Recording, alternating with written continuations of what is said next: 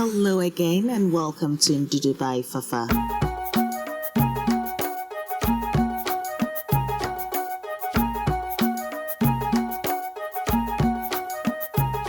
Hello again, my name is Fafa Gilbert. Thank you very much for joining my Creative African Cooking channel in Ndudu by Fafa, and I am the chef in the house. Yes!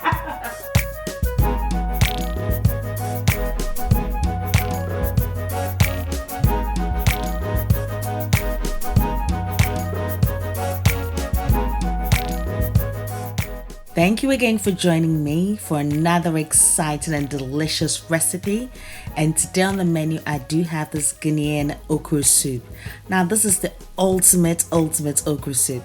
You see, the thing is, okra soup actually originates from the Ewe tribe from Ghana. And of course, I'm Ewe. So you know this dish is my signature dish. And of course, I've been taught by the best, my mom, of course. So this recipe is an indulgent one. But yet again, you can omit some of the protein if you wish, but I think you should actually just use it all because it was incredible, even if I say so. That was a squeaky incredible there, wasn't there? Anyway, moving on. Now today I'll be using lamb. You know, you can use mutton, goat meat, you can use beef if you wish, but today I'm sticking to lamb. And it's got the bones in it as well, which is just perfect because that adds all the flavors to it as well. Now I'm using my classic spice mix, which is made of ginger, aniseed and onion. Blended it together, mixing it with the lamb, and I'm going to steam this gently in total for about 45 minutes. When you're steaming your meat or chicken or whatever it is that you wish to steam, it's best to actually steam that on a medium to low heat. This would allow the flavors to naturally infuse and you have a better tasting dish. So I've steamed this for about 7 minutes and now I'm going to add some chili, the habanero chili. Now the reason why I do this is when I add the chili at this stage, it gives it this perfumery taste, this little spicy taste, which is quite nice. So for this recipe, I will be using prawns as well as some crabs. Now the crabs that I got were frozen, and so I want to incorporate more flavors into it, so I also pre-marinate it. So all I just do is just add my classic spice mix, which is a mixture of the aniseed, ginger and onion, and marinate the crab in it, which I will use later.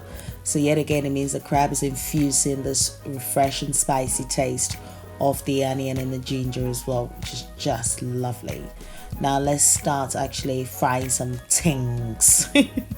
So place your saucepan on a medium heat and add your palm oil or zumi. Zumi is actually the spiced palm oil, which is nice, it's creamy and it's sweeter, and I prefer that. If you can get hold of that, that's perfect. And then I'm actually adding my onion chunks and a quarter of my habanero chili. I'm going to fry this gently for about 3 to 4 minutes so that the chili and the onions would incorporate their flavors into the oil and vice versa. So yeah, it's frying just perfectly. Now, I mean, you know, if you don't want your onions to be as chunky as mine, you know, you can finely dice yours, but I like it this way, and so hence that's why I'm doing this.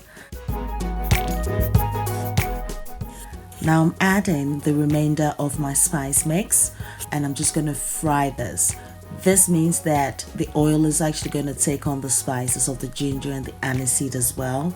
Of course, it's going to add that to the onion, then the habanero chili. You know, this infusion is taking place. This is like the serious business. It's almost like you're making a stock. You know, so this is where you have to actually take your time. Make sure you cook on that medium heat, so that perfect heat, so that you get that natural flavors coming through. I mean, this place smells incredible already.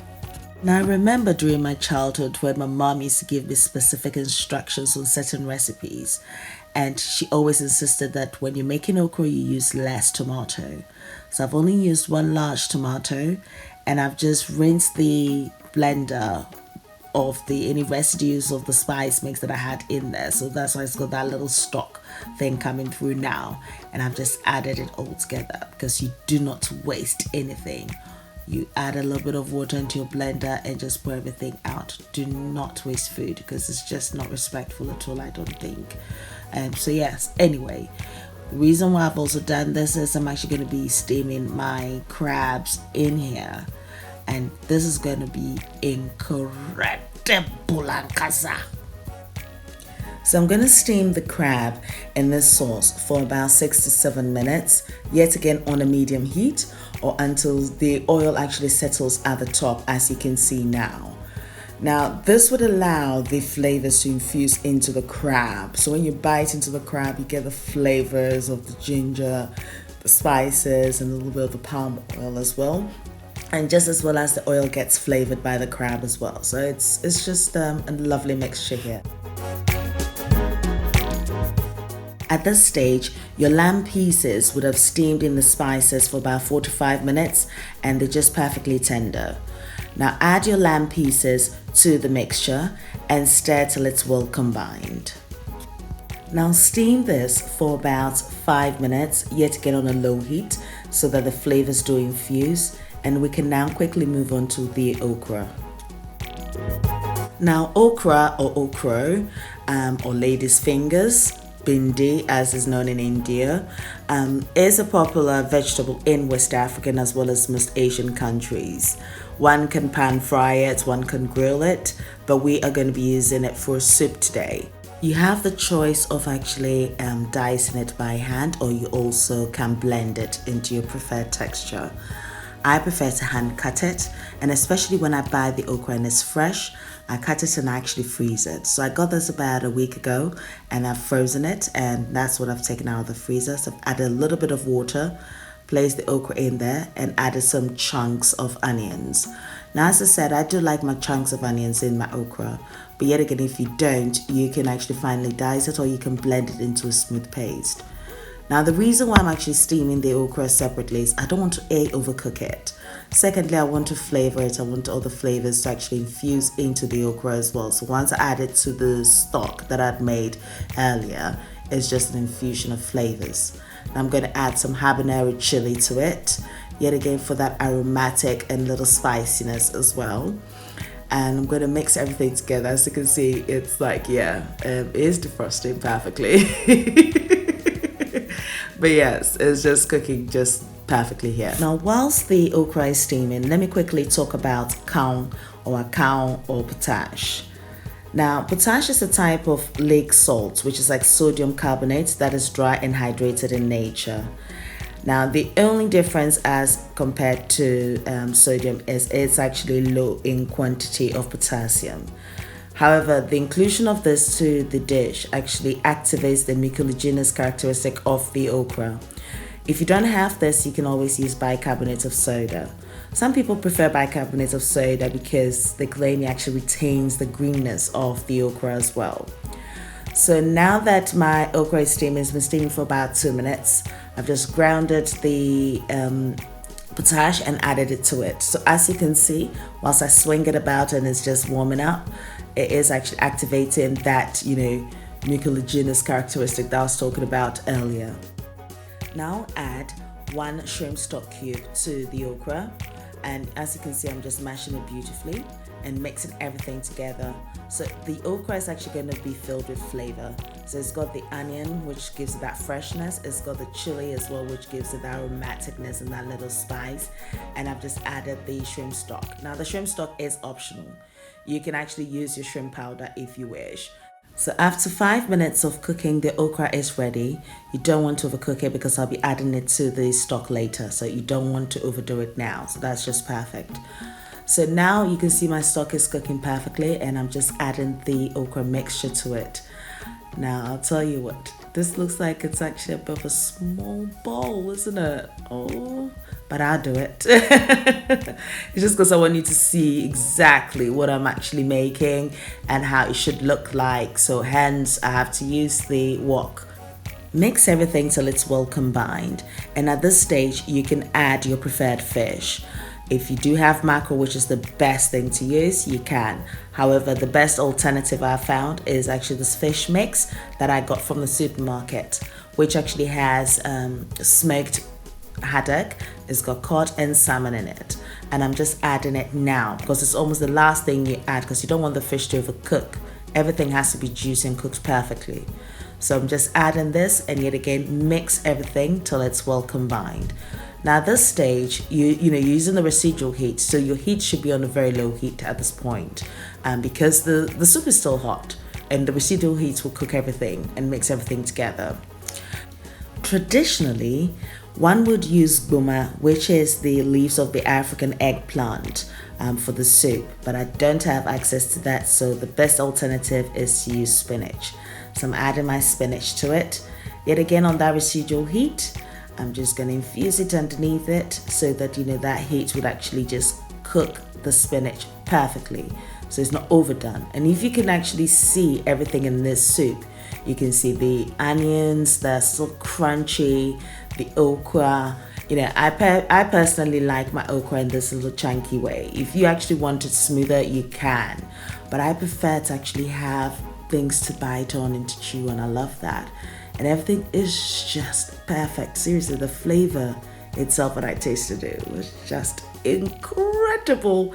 So you just imagine now, this my mom would say, "Anuma dachin top wumnala, and namankwa na wangwing." Lo sono kevini ni na. It's Venice namna dosate nyungdem. Touchy. Anyway, what I've actually been saying is this is like the ultimate, indulgence.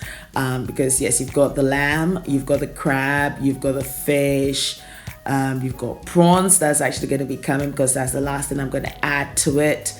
And yeah, I think this is a decadent dish. Yes, absolutely.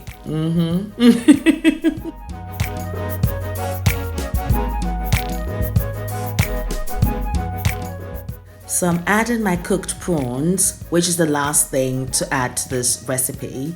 Because it's cooked, you don't want to overcook it.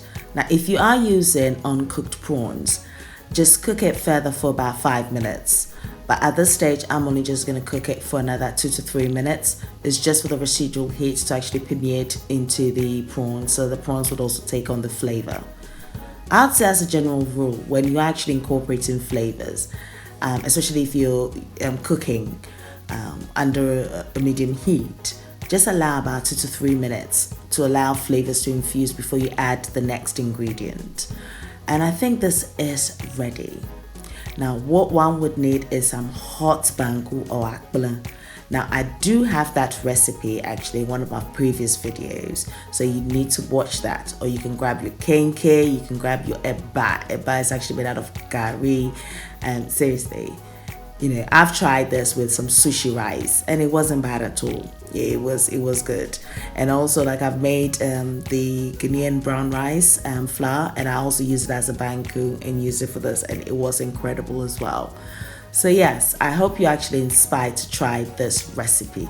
Wa she namu and I'm galo bo ala kwelo ala ya gbo ba de chi antonye alo Ndudu antonye alo mo wela mi va mi dunu mi drinto mo pomo. Now all I've been saying is the food is ready. You all have to grab your carbohydrates and join me.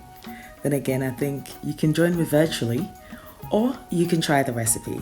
Now, if you do like what you see, please do not forget to click that subscribe button now. Show me some love, like the video, share with your family and friends. I'm also on Instagram, Facebook, and Twitter as Ndudu by Fafa. Now, you can find the transcripts for this recipe on my blog indudubyfafa.blogspot.com, and you can also find inspiring recipes as well on my blog fafagilbert.com. I hope you have enjoyed it. Thank you very much for watching, and until next time, have a great weekend. Much love.